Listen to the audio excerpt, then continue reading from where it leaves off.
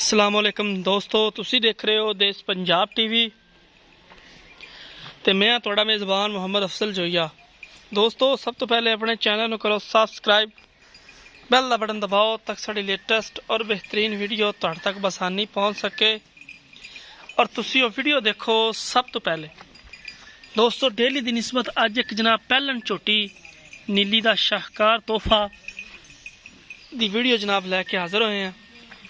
झोटी जनाब सूई है, ताज़ा सूई हुई है, एक दो दिन दी। बच्चा मर गया इंदा।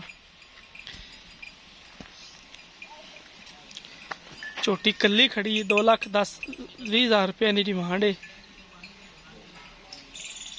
बच्चा मर गया जी। सारिया गल्लां बातां अपने वीरां नाल शेयर करते चलीए। झोटी कैमरे की नज़र है वीरां दे सामने। खूबसूरत कमाल दा ब्रांड देश पंजाब चैनल की जीनत है। हमेशा अपने वीरां वास्ते कोशिशां करी दियां ने कि खूबसूरत और अनमोल तोहफे अपने वीरां दिखाइए। अच्छी नस्लजात दियां मज्जां, अच्छी नस्लजात दियां गावां, मुकम्मल व्यू जनाब कैमरे की नज़र थोड़ा जा डर दी है। बाकी सील अशराफ है। इस टाइम पहाड़े ते मिलती है, पहाड़ा पाना पैंदा है, पहाड़ा पा के थल्ले बह जाओ। बाकी थाना हवाना आर्डर क्वालिटी मुकम्मल वीरां दे सामने। दुध किन्ना थले? 9-10 किलो पक्का दुध ठंडा दुध 10 लीटर 2 वेलियां दा। बाकी जनाब इहदी कैट वॉक भी कराने हैं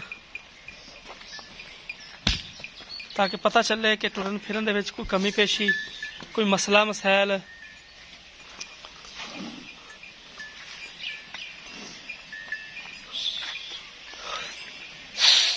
माशाल्लाह सुथरी खूबसूरत झोटी है। घोड़ियां दे पैरां वर्गे जनाब जिवें घोड़ियां दे सुंभ हुंदे ने, इस तरीके दे पैर ने झोटी दे, निहायत ही खूबसूरत। और इहदे च जनाब मुੱਲ विच 19-20 दा प्यार मुहब्बत भी करावांगे। बाकी जनाब झोटी वीरां भरावां दे सामने हैगी है, किसी किस्म की कोई कमी नहीं। सिर्फ रोग इको ही जिहड़ा रब ने ला छड्डिया।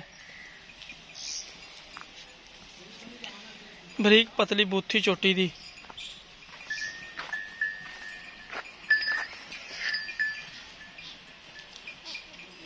बाकी राबता नंबर जनाब 0307 351 85 78। ये जनाब व्हाट्सएप का नंबर हुंदा है। इस नंबर पर जनाब तुसी कॉल करनी है तो एक झोटी जनाब असी रोकांगे। पहला सुआ गारंटी नाल ताज़ा सूई हुई है। इंशाल्लाह सारियां गारंटियां ने, कोई किसी किस्म का शक शुबा नहीं। अजे बौड़ा है, कोई वीर भरा उपर आवे बौड़ा होवे तो लै जावे। अगर वीर कोल बह ते काढ़ के अपनी तसल्ली करके लै जाना अगर बौड़ा बने तो। उम्मीद करांगे कि अज वाली वीडियो तुहानूं पसंद आएगी। वीडियो पसंद आए लाइक तो शेयर लाजमी करना है। मिलांगे एक नई खूबसूरत वीडियो के नाल। अल्लाह निगहबान पाकिस्तान जिंदाबाद।